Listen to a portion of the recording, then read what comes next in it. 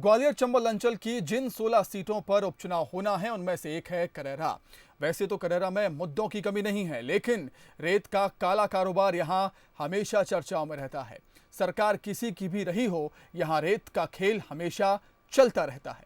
नेताओं और रसूखदार लोगों का नाम भी कई बार इस खेल में लिया जाता रहा है। रेत के काले कारोबार में क्या है सियासत का खेल, रिपोर्ट में देखिए। उपचुनाव में मुद्दा बनेगा काला कारोबार। अवैध रेत खनन पर जंग होगी जोरदार।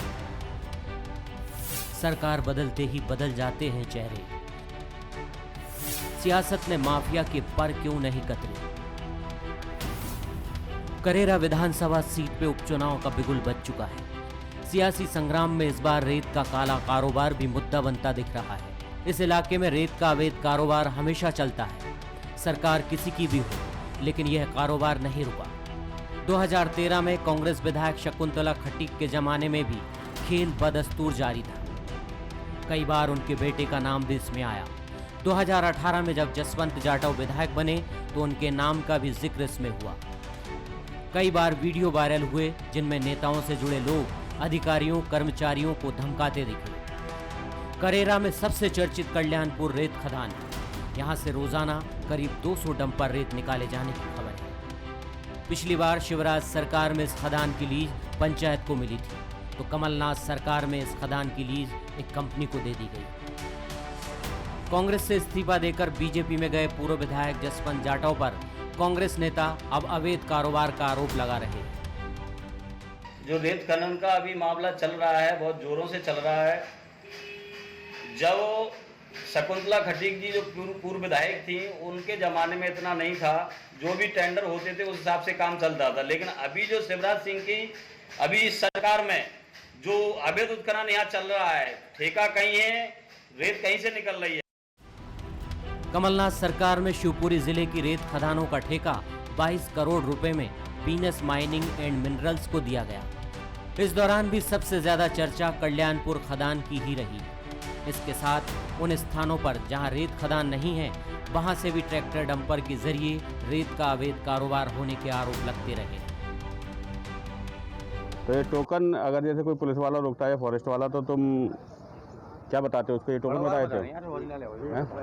अच्छा, तो ये टोकन देख के फिर वो जाने देते हैं, लेकिन इस टोकन में कहीं नहीं लिखा कि ये कौन सी खदान से आ रही है, कहाँ जाएगी, है? बस ये टोकन काम कर रहा है। अच्छा अच्छा अच्छा। रेत के खेल में शामिल होने के आरोपों को बीजेपी से टिकट के दावेदार और पूर्व विधायक जसवंत जाटव सिरे से नकारते हैं। जाटव का कहना है कि उनका इससे कोई लेना देना नहीं है।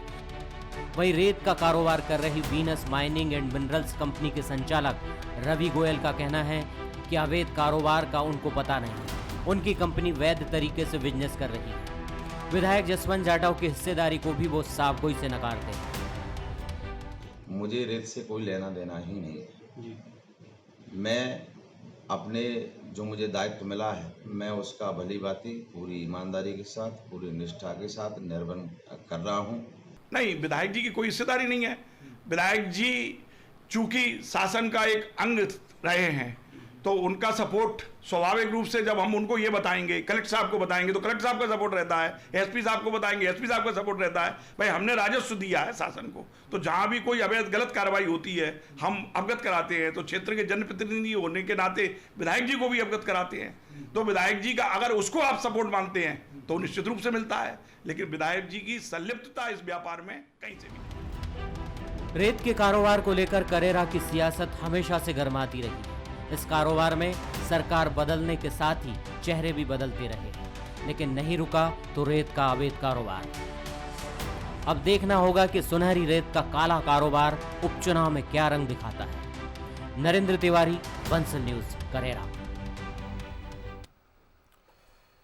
इसी के साथ हमारे खास कार्यक्रम में फिलहाल इतना ही। आप देखते रहिए बंसल न्यूज। नमस्कार।